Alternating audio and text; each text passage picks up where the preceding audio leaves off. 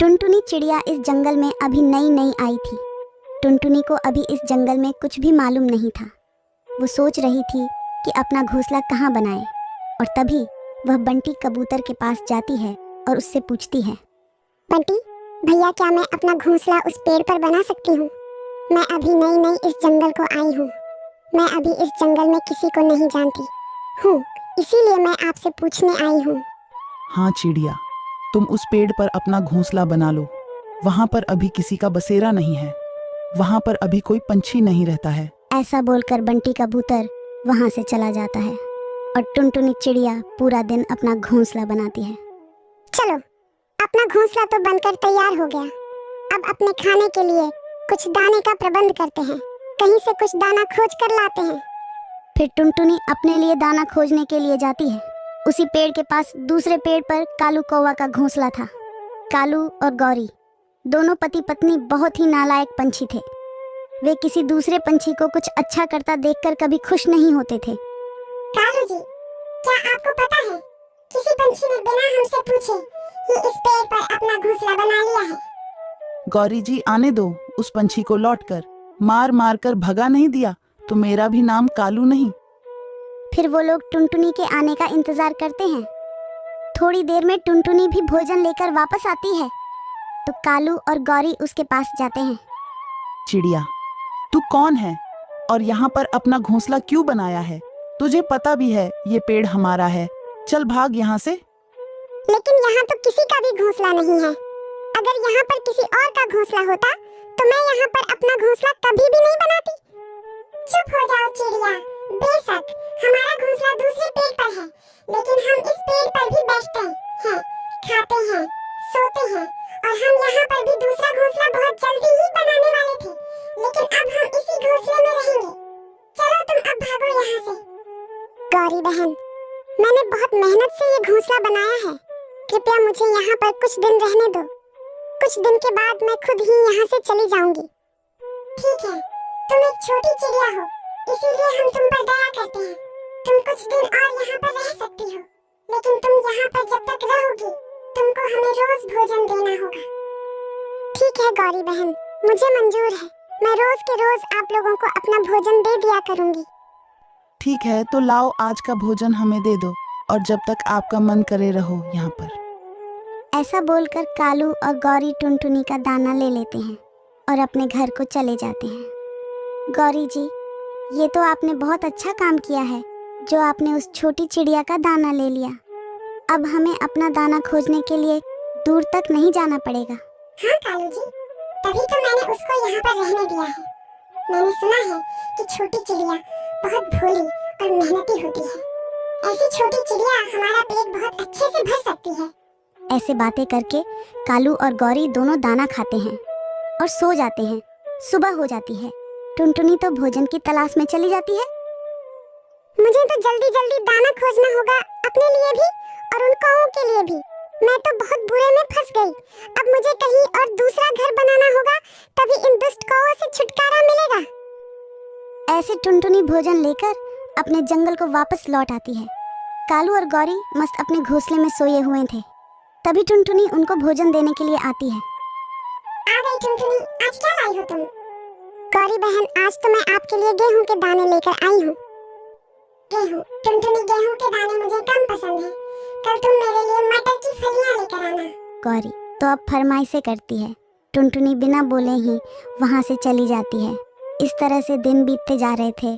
कालू गौरी के खूब मज़े हो रहे थे, मगर अब टुनटुनी ने एक दूसरे पेड़ पर अपना सुंदर सा घोंसला बना लिया था, जो कि उन कौवों से बहुत दूर था। गौरी जी, आज उस छोटी चिड़िया को बहुत देर हो गई है और अभी तक भोजन लेकर नहीं आई है। कालू, कहीं वो छोटी चिड़िया ये घोंसला छोड़कर चली तो नहीं गई? गौरी, अगर ऐसा हुआ तो हमें रोज रोज भोजन लाकर कौन देगा? हम तो भूखों मर जाएंगे। नहीं नहीं, उस छोटी चिड़िया को यही आना होगा। वो इसी घोंसले में रहेगी। मैं उसे जाकर खोजती हूँ। गौरी जी, मैं भी आपके साथ उसे खोजने चलता हूँ। आखिर हम लोगों के पेट भरने का सवाल है। फिर कालू और गौरी टुनटुनी को खोजने चले जाते हैं। टुनटुनी अपने नए घोंसले में बैठी दाना खा रही थी। तब कालू और गौरी वहाँ पर पहुँच जाते हैं। अरे टुनटुनी, तुम्हारे बिना हमारा मन नहीं लग रहा है। चलो चलो वापस वहीं पर चलो। गौरी बहन, वो जंगल तो हमें भी बहुत पसंद था, लेकिन हम क्या करें। तुम लोग उसी पेड़ पर बैठते थे, उसी पर दाना खाते थे, उसी पेड़ पर सोते थे, तो मैं ज्यादा दिन उस पेड़ पर कहाँ रह सकती थी, इसीलिए मैंने अपना घोंसला यहाँ पर बना लिया। टुनटुनी, तुम अब वापस चलो। तुम्हारे बगैर कितना सूना सूना है सब वहाँ पर, और कितनी मेहनत से तुमने उस घोंसले को बनाया था जो अब खाली हो गया। गौरी बहन, मैंने तो उस घोंसले को बहुत मेहनत से बनाया था, लेकिन अब उस घोंसले को तुम लोगों के लिए खाली छोड़ दिया है। अब यही रहूंगी, आप लोग अब उस घोंसले में आराम से रहना। ऐसे टुनटुनी के बार बार मना करने पर कालू गौरी वहाँ से चले जाते हैं। दुष्ट कावों, मैं जानती हूँ कि तुम लोग मुझे क्यों बुला रहे हो, ताकि मैं तुम लोगों के लिए भोजन खोज कर लाऊं और तुम लोग फ्री का भोजन आराम से बैठकर खाओ। मुझे सब पता है। कालू जी, अब खुद ही भोजन खोज कर लाना होगा।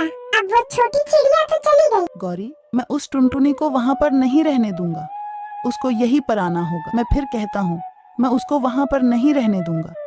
फिर कालू गौरी छुपकर टुनटुनी पर नजर रखते हैं। जब टुनटुनी बाहर भोजन लेने के लिए जाती है तो कालू टुनटुनी का घोंसला गिरा देता है। टुनटुनी जब वापस आती है तो अपना गिरा हुआ घोंसला देखकर बहुत दुखी हो जाती है और दोबारा से घोंसला बनाती है। अब तो वे दुष्ट कौवे बार बार टुनटुनी का घोंसला गिरा देते हैं। अरे टुनटुनी, क्या बात है, तुम बहुत परेशान दिख रही हो। गौरी बहन, कोई दुष्ट पंछी रोज हमारा घोंसला गिरा देता है। मैं जब भी दाना लेकर लौटती हूँ तो अपना घोंसला गिरा हुआ पाती हूँ। मैं रोज नया घोंसला बनाती हूँ और रोज वो गिरा देता है। अब तो मैं रोज नया घोंसला बना बना कर थक गई हूँ। टुनटुनी, मैं तुमसे इसीलिए कहती हूँ कि तुम हमारे साथ वहीं पर चल कर रहो। वहाँ पर किसी की भी हिम्मत नहीं कि वो हमारे होते हुए तुम्हारा घोंसला गिरा कर चला जाए। नहीं गौरी बहन, मैं यहीं रहूंगी और देखूंगी उस शैतान को वो कब तक हमारा घोंसला गिराता है। गौरी कौवी वहाँ से चली जाती है। टुनटुनी अपना घोंसला बनाती है।